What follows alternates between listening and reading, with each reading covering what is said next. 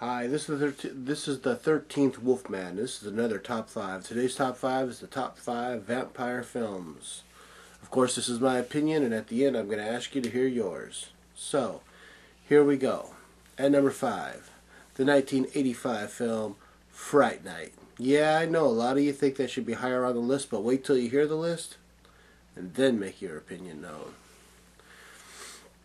I liked Fright Night. Fright Night was a cool film. Had William Ragsdale, Chris Sarandon, former husband of Susan Sarandon,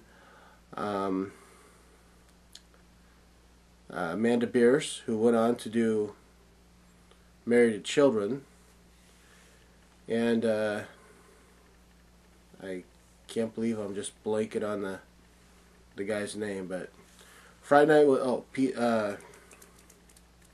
Roddy McDowall. It was a very cool film. It's been remade. I don't know if I'm going to see the remake or not. But basically, this guy moves in next door to this young man who is into horror films and into the late night, horror hosts. And he sees that the guy next door could be kind of a freak. So he goes out of his way to find out whether or not he is a freak of the week. The vampire, the undead, Nosferatu. That's right. Finds out that he is, and he enlists the help of his little buddy, William Ragsdale. That's right. Who, in real life, turned out to be a gay porn star. Yeah. That's kind of interesting in itself. But but he goes on to find out that the guy next door is, the vampire, and enlists the help of Roddy McDowall as the TV late night horror host to help him rid this little problem in his corner of the town. Do they do it? Do they not? You have to watch and find out. If you haven't seen it, check it out. If you have, you know what I'm talking about. By the way, Fright Night is going to be coming to Blu-ray in December, and it's only going to be like 3,000 prints. So, there you go. Number 4. Number 4 is Vampires by John Carpenter. I love this film. I don't know. I thought it was one of the cooler vampire films. Had a cool looking vampire to it. Kind of reminded me of Radu from the Subspecies movies. Daniel Baldwin, James Woods, Tim Guinea, I think is how you pronounce his name. I'm not positive. Cheryl Lee.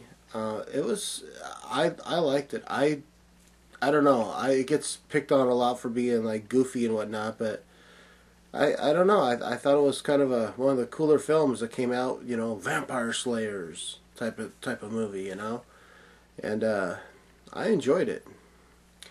At number 3, we have got Captain Kronos Vampire Hunter. Yep, I said it. It is a cool movie. It's an old Hammer film, and if you haven't seen this, find a copy. I think it's out of print now, but check the pawn shops and wherever else you can find it. I found actually a copy of it at a Walgreens not too long ago. Even though it's supposed to be out of print, I found it there.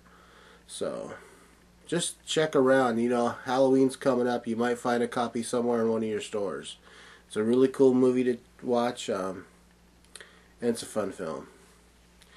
Now, number 2 and number 1. Number 2 is the 1931 classic with Bela Lugosi. That's right, Dracula. I love the old Universal horror films. I love the atmosphere that they had, they just had a creepiness to them that was all natural and everything, and they were fun to watch. And, who was it? I was watching a thing on one of the cable channels. It was on what's that channel? Chiller. Yeah, the Chiller channel. And they were showing a special on, Universal, and how Universal made a big thing out of all these monsters over the years, and along with everything, not just the Universal monsters, but the Hitchcock films and whatnot. And someone said, I don't remember who it was, but they said, give us your best impersonation of Dracula. And he did, listen to the children of the night, you know. And he goes, no, not your impersonation of Bela Lugosi, your impersonation of Dracula. And anyone that does their little Dracula impersonation nowadays, they always do that thick Hungarian accent, which is really them doing Bela Lugosi and not Dracula. I always thought that was kind of funny. So, the original 1931 Dracula, that's number 2. Number 1, it's the same theme, it's just in a different country. It's 1958 horror Dracula with Christopher Lee. I think Christopher Lee had a real different take on Dracula. He didn't speak hardly at all in this movie and just kind of had a nice creepy effect to it. So that's it. That's my top 5 vampire films. I want to hear what you have to say. Give me a comment. Give me a video response. Let's have some fun with this. Alright? This is the 13th Wolfman. I'm on the prowl.